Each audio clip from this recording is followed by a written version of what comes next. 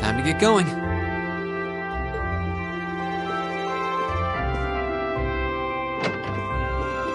Oh, Reen! Morning, Elliot. Good morning. Are you heading to school now too? Sure. It's getting late though, so we might need to pick up the pace a little. No problem.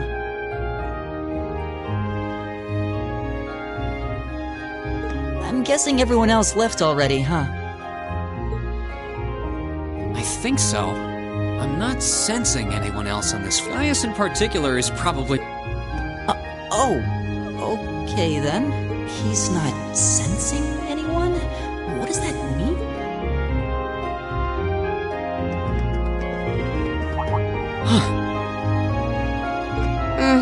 Good morning. Yeah, good morning. Morning! Are you two on your way to school? Yeah. Come on, Emma. Hey, wait for me, Lisa. We'll see you in class.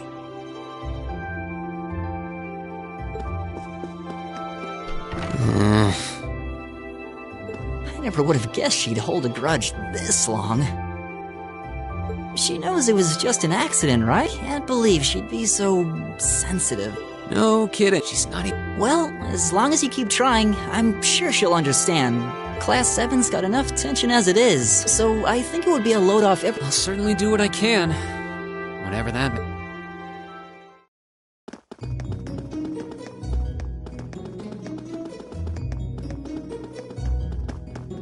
These past two— It's funny. I never would have guessed the act— Well, strong in body. I do get what you mean, though. I figured I'd be able to coast through the year, but I've had to very quickly reevaluate that. You too, huh? I wish I were as smart as Machias or Emma. They don't seem to be having any problems at all. But then, Emma got the top score on the— I'm sure. Eustace and Elisa are apparently doing... As are Laura and Gus. Really? Though I really do— Huh? I'm not sure I... Oh, sorry.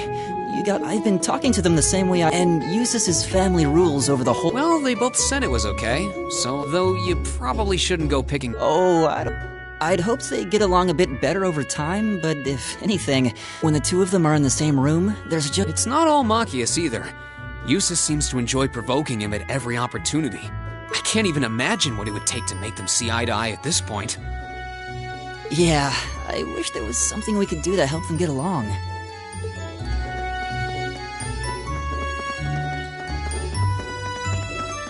And that's where we'd be if we weren't in dormitory number 2. Yeah, I'm still kind of shocked that Class 7 gets to have its own dormitory.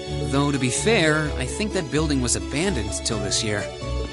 Well, they did a good job. It's got a nice feel to it. I just wish it were a little closer to the academy. Hey, you're in our...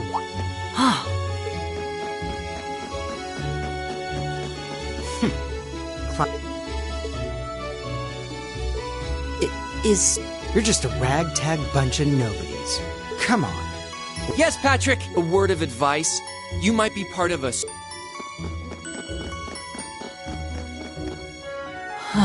So they're from one of the upper classes. This is why I hate talking to them. Unfortunately, that... Thank goodness Laura and Eustace aren't like that. That's the infamous dormitory number 1, where it's supposed to be super fancy inside. Wow, really? Guess that's our cue. Yeah, sorry. Oh, hey, have you picked out a club to join yet? Doesn't sound like you have to or anything. No, I'm still looking. It's hard to decide.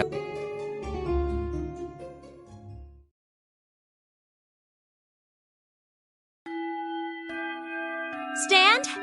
Be seated. As I'm sure you're all well aware, the Erebonian Empire was driven to the brink of collapse roughly 250 years ago.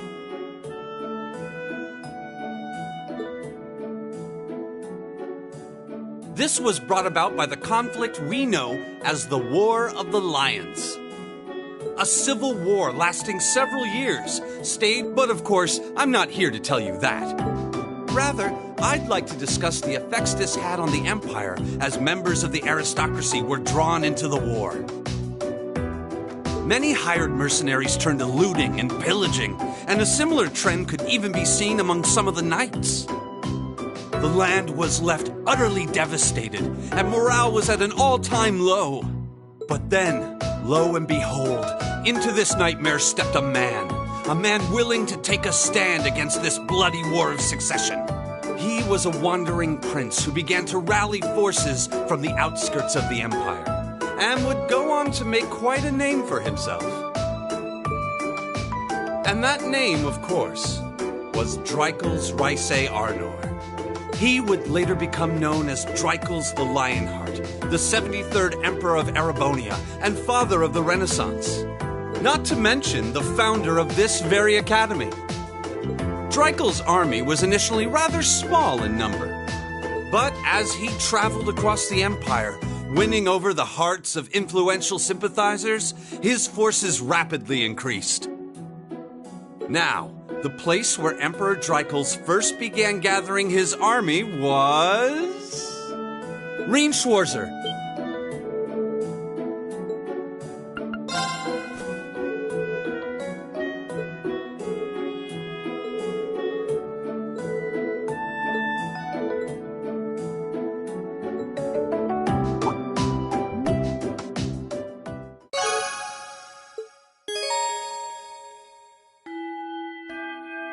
Nice work, everyone. You made it through another grueling day of classes. In case you've been living under a rock, please don't forget that tomorrow is your first free day. It's not technically a day off, but there are no classes, so it's up to you what to do with your time. Why, you could go shopping in the capital if you wanted to. Or just do what I do and sleep all day. Sleep is so wonderful. Will the Academy's facilities still be open for our use? Yes, I'd like to be able to use the free study area in the library myself. Of course! This school shuts down for no one, so feel free to patronize any and all facilities as you like. A lot of clubs have meets scheduled for these free days as well, so anyone who's joined one should probably check on that. I see. I'll be certain to do so. Also, before you leave, we should go over what's happening next week. On Wednesday, you all have your practical exam. A practical exam? What does that entail exactly? It's part of your combat training. You'll be graded on your performance, so make sure you're well rested and ready for battle by then. Might be a good idea to do some training on your own time, too, just to keep from getting rusty. Interesting. I definitely don't like the sound of that. Oh, and one more thing. After the practical exam is over, I've got another important announcement about a major part of Class 7's curriculum that I haven't mentioned at all yet. What? Here it comes. So, whatever you choose to do on your free day, make it count for something. That concludes today's homeroom. Machias, if you'll do the honors. Yes, instructor. All rise.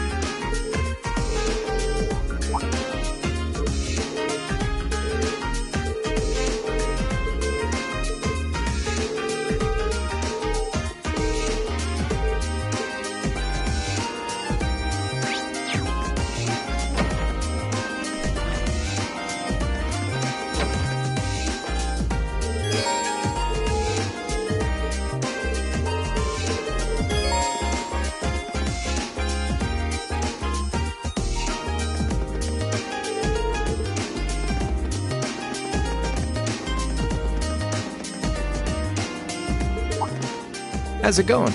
Academy life been treating you well this past half month? Oh, yeah, it has. Guess he must be a second year. It's not easy, but I'm managing. Though I have a feeling it's only going to get harder from here on out. Of course it will. Your class is going to be more intense than the others, too. But you just hang in there, okay? Okay. Wait. You're a second-year student, aren't you? Do you mind if I ask your name? Hey now, let's not get ahead of ourselves. First things first, how about you let me show you this cool trick I've been practicing? Trick? You got a 50 mirror coin I can borrow? I think so. Pretty sure I do, anyway. Cheers. All right, watch closely. Huh? Now, which hand is the coin? It's in your... Too bad. Guess you win. I'm usually pretty good at following moving objects, too. Though, wait. You catch on quick. Huh? Keep up the good work. You're gonna need to be pretty tough to get through a year with Sarah as your instructor. Oh, and the student council room is on the second floor. Furthest room back. See you around. Have a good weekend. Wait! My 50... mirror. He got me. Andy seemed to know I was heading to the student council room, too. Somehow. Nice good. I haven't met many of the second years yet. I wonder if they're all like that. Oh well. At least now I know where I'm going. Though if it really is open late, I guess there's no real rush. I might...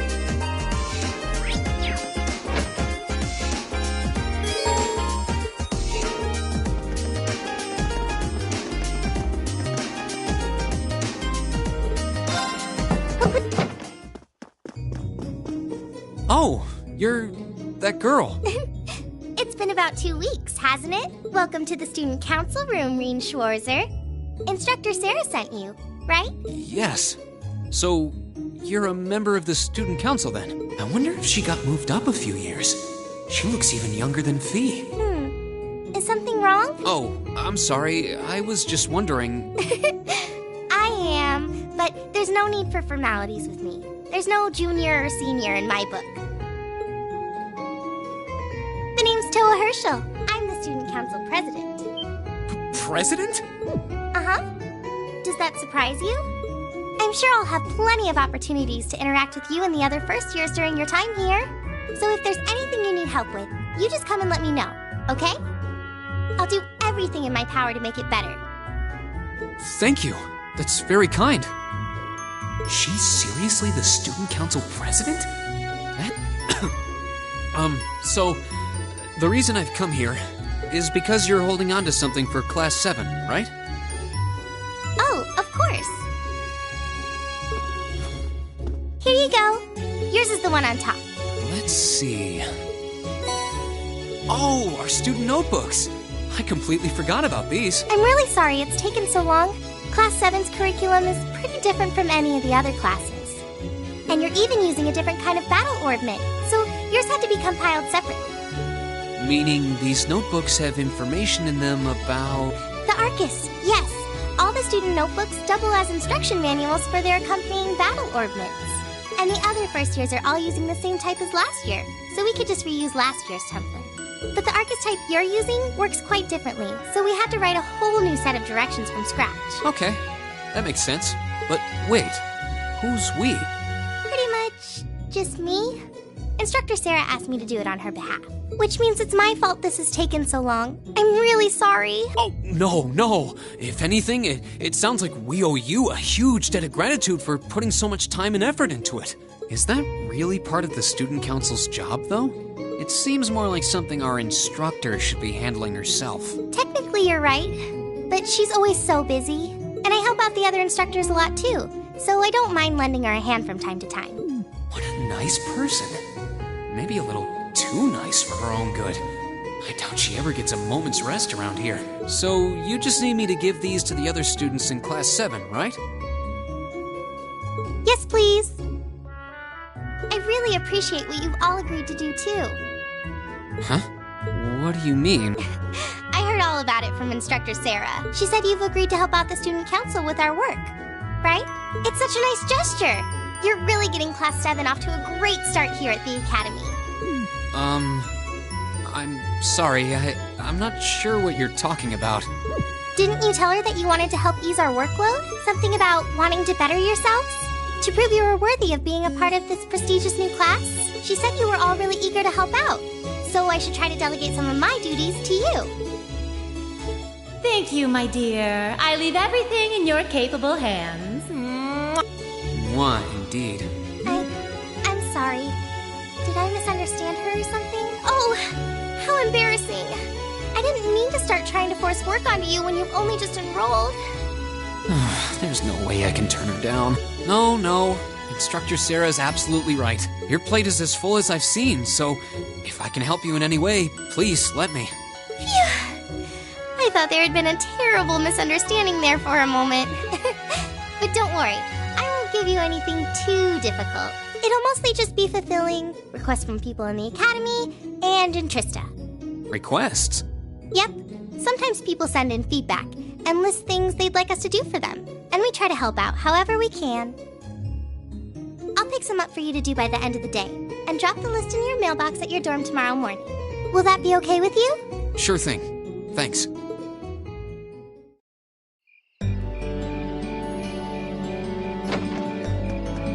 Dusk already?